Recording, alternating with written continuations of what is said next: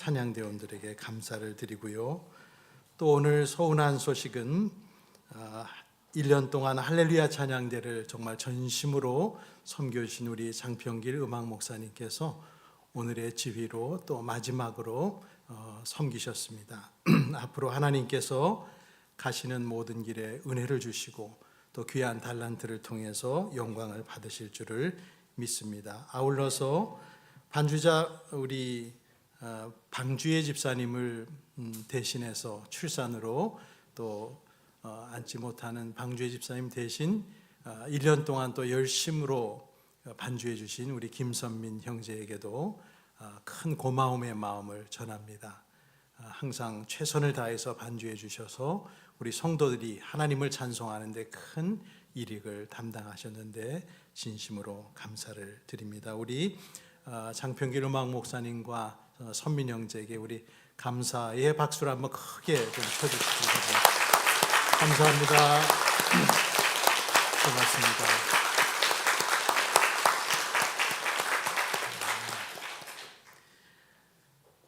그리고 오늘 저녁 송구영신 예배 때부터 다시 반주자의 자리에 앉을 우리 방주의 집사님 위에서도 격려와 기도를 부탁합니다. 육아를 병행하면서 교회 반주라는 일이 쉽지 않을 텐데 계속해서 기도해 주시고 격려해 주시고 또 1년 동안 오르간 자리에서 묵묵히 자신의 사역을 감당해 주신 우리 김순아 집사님께도 진심의 감사를 드리겠습니다.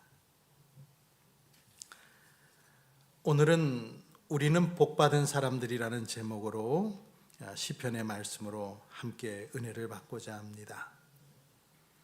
이곳에 있는 여러분은 지금 형편이 어떠하든지 하나님께 복을 받은 사람이라고 저는 확신합니다. 여러분 한 사람 한 사람이 온 세상을 만드신 하나님으로부터 내적인 부르심을 받았고 예배의 자리를 지키고 여전히 하나님을 의지하며 살아간다는 사실은 이 땅 위에서 발견하는 가장 놀라운 일입니다. 자신과 우주 만물을 만드신 분을 기억하고 그 하나님께 자기의 삶을 의탁드리며 뜻을 묻고 살아간다는 것은 아무리 생각하고 또 생각해도 스스로의 뜻과 지혜만으로 일어날 수 있는 일이 아닙니다. 우리들 중에는 과거의 예배와 교회와는 전혀 상관없는 생각을 하며 삶을 살던 분들도 있습니다. 주님께서 이러한 각 사람을 부르심은 오묘하고도 신비해서 사람이 감히 상상할 수 없는 초월적인 무엇을 그 속에 담고 있습니다. 바울은 이 사실에 놀라서 갈라디아 교인들에게 말하기를 나를 모태로부터 따로 세우시고 은혜로 불러주신 하나님이다. 엄마의 모태로부터 나를 택하시고 불러주신 하나님. 자기 소명의 출발을 그 말씀으로 설명한 것이죠. 오늘 우리가 읽은 성경 구절 중에도 사람이 무엇이기에 그렇게 생각하여 주십니까? 인생이 무엇이기에 이토록 생각하여 주십니까? 라는 다윗 왕의 고백이 있습니다. 이 다윗 왕의 고백은 또 다른 그의 시편인 시편 8편 4절을 생각나게 하죠. 시편 8편 4절에 사람이 무엇이기에 주님께서 이렇게까지 생각하여 주시며 사람의 아들이 무엇이기에 주님께서 이렇게까지 돌보아 주십니까? 라고 했습니다. 여기 있는 여러분 모두는 복을 받은 사람들입니다. 너무 슬퍼하지 마십시오. 지나치게 낙심하지도 마십시오. 세상에서 나 혼자뿐이라고 하는 자신밖에 없다라고 하는 생각도 하지 마십시오. 사람이 무엇이라고 하나님께서 우리를 위해 가장 소중한 독생성자 예수 그리스도를 내어주시고 죄의 사슬과 저주에서 우리를 풀어주셨습니까? 우리는 누가 뭐래도 하나님의 특별한 선택을 받은 주님의 자녀들입니다. 요한복음 1장 12절은 선언했죠. 그를 맞아들인 사람들, 곧 그 이름을 믿는 사람들에게는 하나님의 자녀가 되는 특권을 주셨다라고 말씀합니다. 그러니 여러분들이 어떤 형편에 처해 있을지라도 마음을 새롭게 하셔서 왕의 자녀와 같이 일어서시기를 바랍니다. 우리를 돌보시고 인도하시는 하나님의 인도는 잠시 있다가 사라지고 반짝했다가 무심해지는 관심이 아니라 영원토록 우리와 함께하는 하나님의 굳건한 약속입니다. 한 해의 마지막 주일에 읽은 시편 144편 시는 다윗의 시입니다.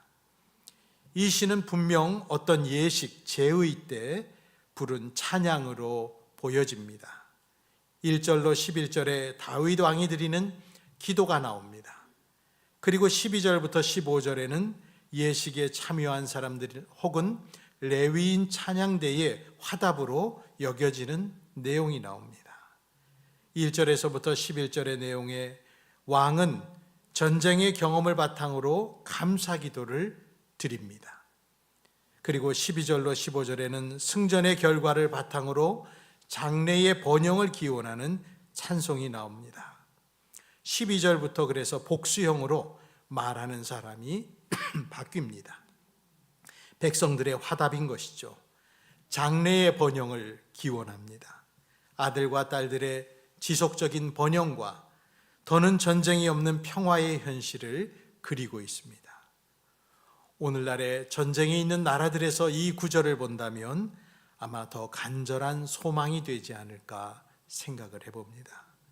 그리고 이 시의 마지막 구절 15절에서는 대미를 장식하며 축복하죠. 히브리어로 아쉬레로 시작을 합니다. 복되도다라는 뜻이죠. 우리가 서로에게 사용하면 축복합니다, 행복하세요라는 뜻 정도의 말이 이 히브리어 아쉬레인데, 이 말의 뜻은 지난 10월달 설교 아쉬레 나의 가정이라는 말씀을 드리면서 한번 뜻을 말씀드린 적이 있습니다. 오늘 15절을 보십시오.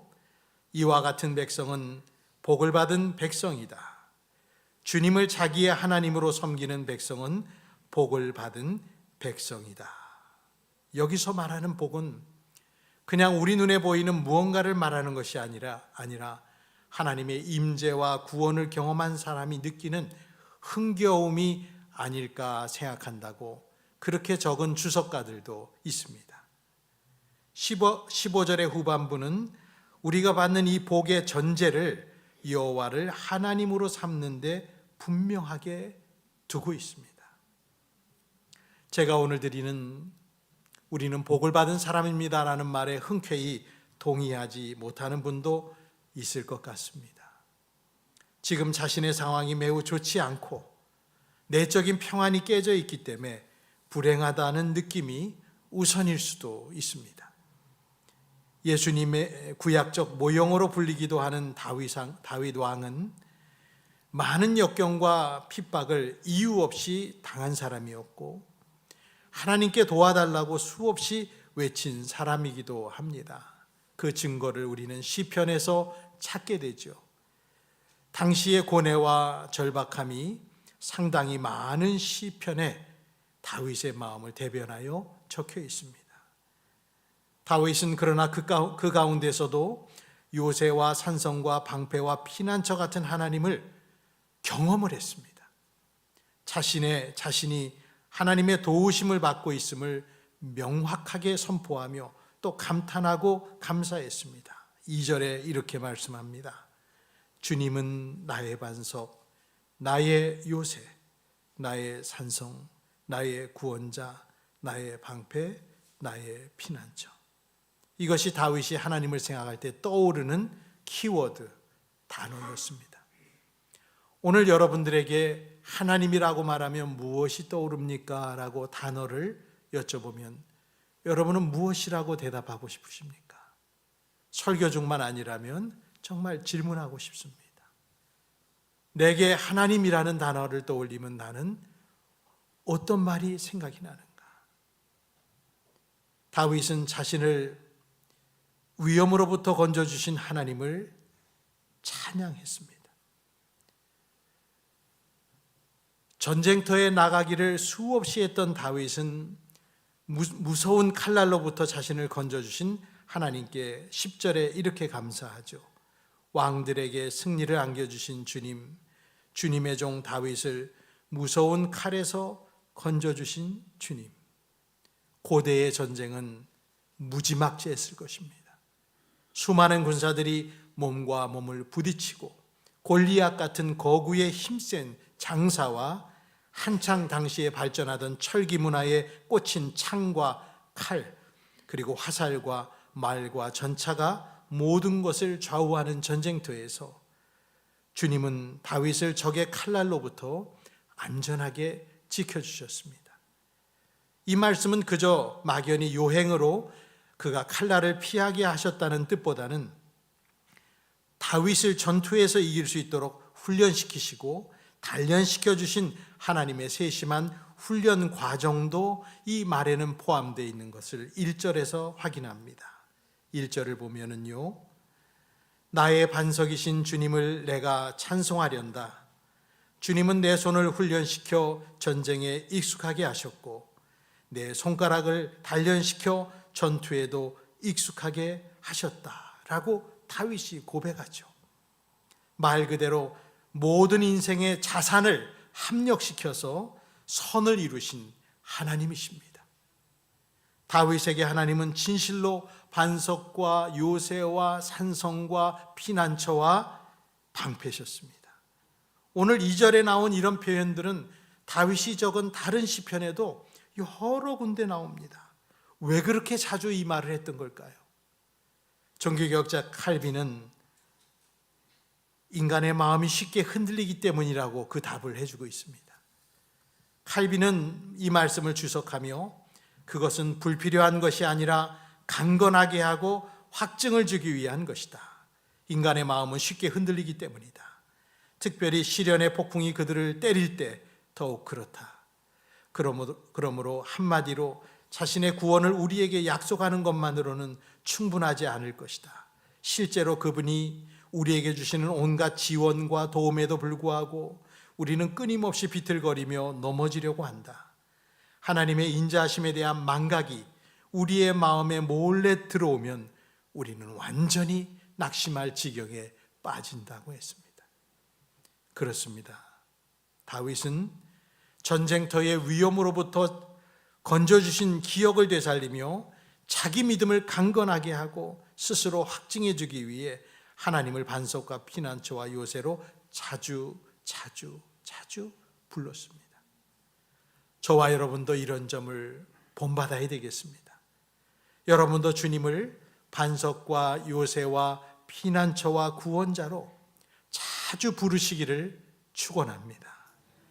고백과 신뢰의 말이라고 하는 것은 흔들리는 우리 마음 가운데서 우리를 끌어올립니다. 하나님의 보호와 사랑에 대해서 망각하려고 할 때 우리의 영혼의 다치로 작용하여 여러분을 떠내려가지 않게 하는 것이 이 신뢰와 고백의 말입니다. 하나님은 나의 힘이십니다. 나의 요새시며 피난처십니다. 나의 모든 것 되십니다. 라는 고백 한마디가 우리를 힘있게 합니다. 올해 여러분들에게는 어떤 위험이 있으셨나요? 세상은 급변하고 내 삶도 어제가 다르고 오늘이 다릅니다. 건강도 잃기가 쉽고 경제 상황은 좋지 않습니다. 이런 여건과 환경에 여러분이 몰두하다 보면 사람들은 상대적인 빈곤감을 느끼고 열등감과 소외감으로 그만 죽고 싶어질 때도 많습니다. 고통 속에서 탄식하는 성도들 중에는 목사님 죽고 싶어요, 이 말을 저에게 하시는 분들이 있습니다. 그때가 제가 제일 안타까운 마음이 들 때입니다. 건강 문제, 재정 문제, 관계 문제가 우리를 괴롭히고 시달리게 하고 급기야 우리를 죽음으로 내몰기도 합니다. 오래전부터 제 마음속에 그런 기도의 문구가 이렇게 자꾸 오래오래 떠오를 때가 있습니다. 그건 다름 아닌 죽지 마십시오, 살아서 주를 찬송하십시오 라는 그 시편 118편 17절의 내용과 같은 그 기도가 마음에 많이 메아리 칩니다. 여러분 죽지 마십시오. 살아서 주를 찬송하셔야 됩니다. 우리나라는 매일 36명 정도가 스스로 목숨을 끊는 세계 최고의 자살공화국입니다. 남자가 여성보다 2배나 많이 죽습니다. 청소년들도 많이 죽지만 특별히 우리나라는 65세 이상의 노인들의 자살률이 세계 최고입니다. 특별히 80대의 노인들의 자살률은 완전한 정점입니다. 노인의 상대적 빈곤율도 세계 1위. 우리나라의 노인들이 벼랑 끝에 서 있습니다. 여러분 죽지 마십시오. 날카로운 칼날로부터 주님이 우리를 보호하신 것이 몇 번이며 인생의 고비에서 손잡아 주신 것이 몇 번입니까? 러시아의 작가로 1970년 노벨문학상을 수상한 알렉산드르 솔제니치는 1945년 포병장교 시절에 친구에게 보낸 스탈린을 비판하는 편지 때문에 끌려가서 강제 수용소에서 8년을 지냈습니다. 강제 수용소에 끌려가 하루 14시간씩 노동하다가 그만 암까지 걸렸습니다. 식구들은 다 흩어졌고 매일 채찍과 혹독한 추위와 고난 속에서 더 이상은 견딜 수 없을 정도가 되었다고 합니다. 암에 걸려 수용소에서 더 이상 소망이 없어진 때 솔제니치는 낙심하고 주저앉았습니다. 다시 일어날 힘이 도무지 없었습니다. 아마 우리라도 그랬을 것 같습니다. 그때 솔제니친 앞에 할아버지 한 분이 나타나셨는데 그 할아버지는 막대기로 십자가를 그어주고 갔습니다. 십자가를 보는 순간 놀랍게도 마음의 평화가 찾아왔습니다. 소망과 확신이 찾아왔습니다. 예수님을 바라보기 시작하고 십자가를 붙들었습니다. 하나님께 기도하고 하나님의 손에 자기를 완전히 맡겼습니다.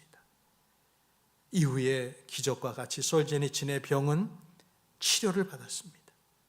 나중에 러시아에서 추방된 솔제니친은 미국으로 건너가 작품을 통해 예수를 증거하고 하나님의 사랑과 복음을 증거하고 노벨 문학상까지 받는 세계적인 작가가 되었습니다. 하나님께서는 우리를 위험으로부터 지켜주시고 다시 일어날 힘을 주십니다. 그분의 자녀로서 그래서 우리는 복받은 사람들입니다. 다윗은 그 사실을 높이 찬양한 것이죠. 그리고 다윗은 자신이 비천한 중에도 사랑받은 일을 찬양하며 복받은 자라는 사실을 기억했습니다. 3절과 4절을 보겠습니다. 같이 읽습니다. 주님, 사람이 무엇이기에 그렇게 생각하여 주십니까? 인생이 무엇이기에 이토록 생각하여 주십니까? 사람은 한낱 숨결과 같고 그의 일생은 사라지는 그림자와 같습니다. 한마디로 내가 뭘 하고 전능자의 관심과 사랑을 받는 것입니까? 돌아보면 한낱 숨결 같고 일생이래야 사라지는 그림자 같은 수많은 인간들 중 하나일 뿐인데 내가 뭘 하고 우리를 지켜주시고 인도하신다는 것입니까? 다윗은 죄악된 인간의 하찮음이 한낱 숨결 같다 표현했습니다. 이전 우리가 보던 개역 개정판 성경에는 사람은 헛것 같고 그렇게 표현했었는데 거기서 그 헛것이라는 말이 히브리어 원어에는 숨결이라는 뜻입니다. 그래서 세번역에서는 그냥 숨결이라 했습니다. 하나님 앞 우리의 모습은 그냥 숨결, 한 호흡일 뿐입니다. 그리고 그마저도 호흡이 끊어지면 끝인 것이 우리 인생이죠. 작년 2월 달에 88세의 나이로 돌아가신 우리 시대의 지성이라 불렸던 이어령 박사님이 다시 생각납니다. 74세의 세례를 받으시고 인생의 마지막 15년 정도를 신앙의 문지방 위에 있는 사람으로 자신을 비유하시면서 인문학이라고 하는 렌즈로 하나님을 이야기하다가 돌아가셨습니다. 그의 풍부한 인문학적인 지식과 어휘력은 그동안 신학의 어휘가 표현하지 못했던 것을 너무 자세하게 드러내면서 많은 사람에게 신선한 도전과 충격을 언어적으로 주었습니다. 병들어 이제 곧 죽게 될 자신이 없는 세상이 될 곳의 사람들을 향하여 담담히 이야기를 나누고 카메라를 향하여 손을 흔들며 마지막 작별 인사를 하셨던 그 영상의 모습이 아직도 기억에 남습니다. 아마 오래도록 기억에 남을 것 같습니다. 이 세상에 가장 지식 많은 사람과 권력이 높은 사람과 영예를 얻은 사람도 한낱 숨결일 뿐입니다. 그림자와 안개와 이슬과 같다고 성경은 누누이 말하죠. 그래서 우리는 결코 교만할 수 없습니다. 교만은 죽음의 길이고 스스로의 위치를 모르는, 분수를 모르는 반역이며 유한함을 인식하지 못하는 짐승 같은 자세가 됩니다. 이런 우리를 지극한 사랑으로 불러주시고 인도하신 하나님은 바로 사랑의 하나님이시죠.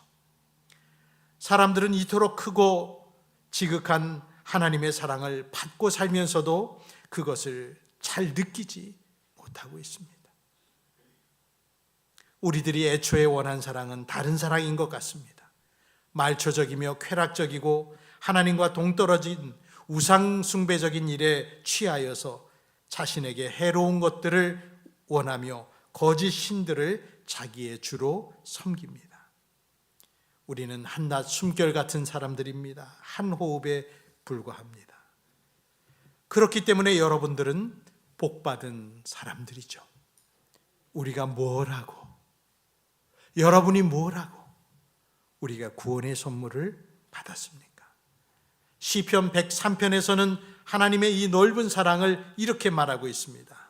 시편 103편 8절로 10절에 주님은 자비롭고 은혜로우시며 노하기를 더디하시며 사랑이 그지없으시다. 두고두고 꾸짖지 아니하시며 노를 끝없이 품지 않으신다. 우리 죄를 지은 그대로 갚지 않으시고 우리 잘못을 저지른 그대로 갚지 않으신다. 우리들이 그동안 지은 죄는 끝이 없습니다. 몸으로 지은 죄뿐만 아니라 여러분의 마음으로 지은 죄는 또 얼마나 많습니까? 헛되고 교만하고 거짓된 우리들의 언행이 산을 이루고 있습니다. 한 해를 결산하자고 치면 주님 앞에 내놓을 선한 행위와 양심적 행위들이 별로 기억나지가 않습니다. 그럼에도 불구하고 주님은 우리 죄대로 갚지 않으시고 우리 잘못 그대로 갚지 않으시는 자비롭기 그지없으신 분이십니다. 우리는 모두가 그저 하나님의 은혜로 된 것뿐입니다. 누구도 자랑할 수 없고 뽐낼 수 없다고 성경은 말합니다. 사랑하는 여러분, 비천한 자신을 알아주신 하나님을 찬양했던 다윗을 따라가야 되겠습니다. 자기를 알아봐 주지 못하는 사람들 때문에 우리들은 애타하고 목말라하고 때로는 살 의욕을 잃고 믿음을 잃어버리기까지 합니다. 여러분, 주님께만 충성하십시오. 사람은 몰라줘도 하나님께서는 다 보고 계십니다.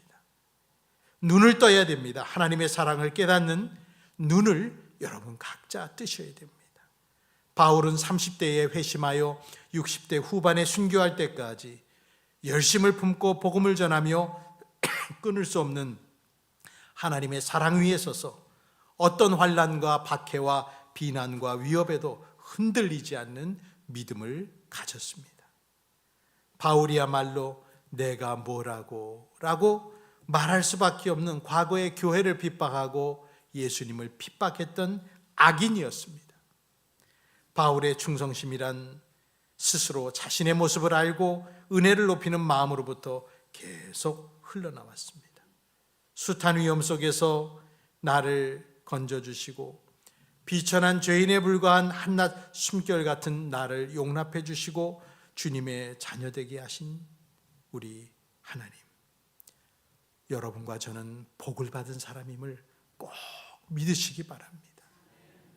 명예도 건강도 재물도 인간관계도 시간이 흐르면 우리 곁에서 사라집니다.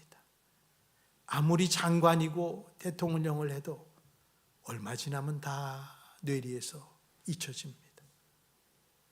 우리를 주님의 자녀 되게 하신 하나님의 사랑은 그러나 영원토록 변치 않습니다. 사라지고 변하는 것에 주목하지 마시고 영원하고 변치 않는 것을 우리들 바라봅시다. 시편의 주제라고 할 수 있는 시편 1편에서는 이렇게 말했죠.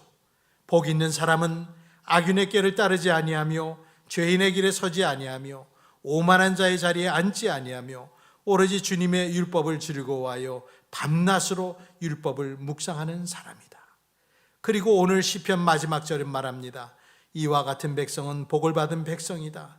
주님을 자기의 하나님으로 섬기는 백성은 복을 받은 백성이다. 이제 내일부터 시작되는 새로운 한 해는 여러분의 영육이 더욱 강건하시기를 축원합니다. 하나님의 은혜를 누리면서 가정적으로나 개인적으로 행복하셨으면 좋겠습니다. 그러한 여러분 꼭 되실 줄 확신합니다. 기도하겠습니다. 주님, 하나님을 내 하나님으로 삼을 수 있는 최고의 복 중의 복을 주셔서 감사드립니다. 이것은 힘으로 능력으로 할 수 있는 것이 아닌 오직 하나님의 자비와 사랑 때문임을 믿습니다. 달려온 한 해를 이제 뒤로 하고 새로운 시간의 갈피를 넘기고자 하오니 이 자리에 함께 한 주님께 복받은 사람들이 과거에 알지 못했던 기쁨과 행복을 주 안에서 누리는 새로운 한 해를 맞이하게 하여 주옵소서. 유혹과 시험에서 이기게 하시고 내면의 갈등과 방황에서부터 벗어나 지극한 평안에 도달하게 하옵소서. 주님 큰 영광 받아 주시옵소서. 예수님의 이름으로 기도드립니다. 아멘. 이 시간 우리 다 함께 일어나서 주님 큰 영광 받으소서 복음성 우리 함께 영광 중에 주님께 올리고 올해의 낮 예배를 마칩니다.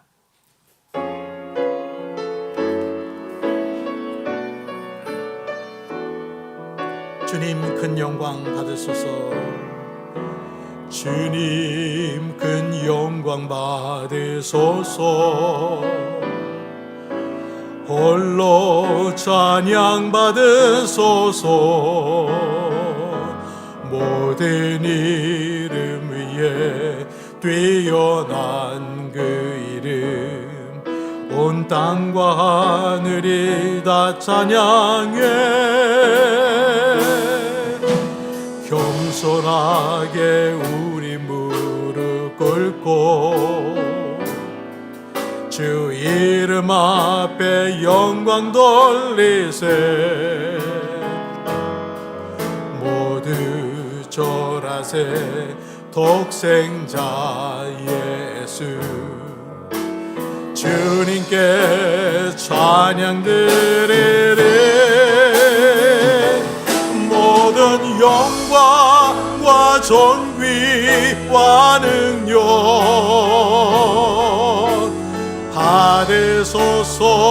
받으소서.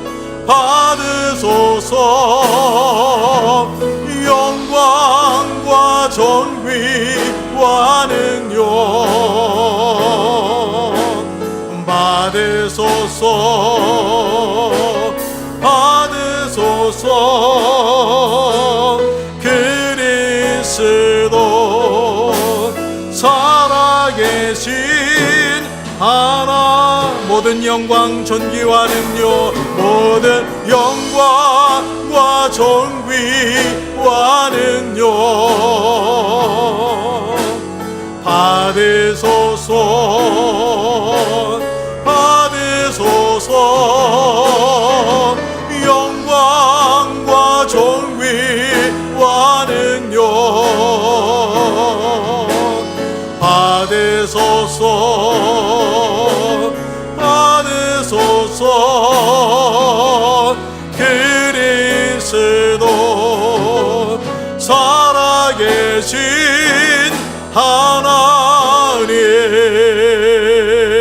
하나님 기도합니다.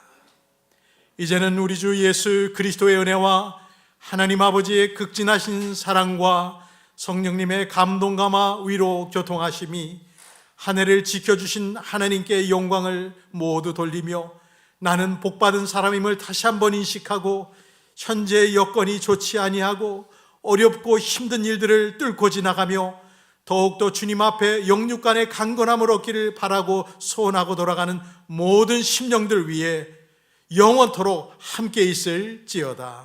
아멘.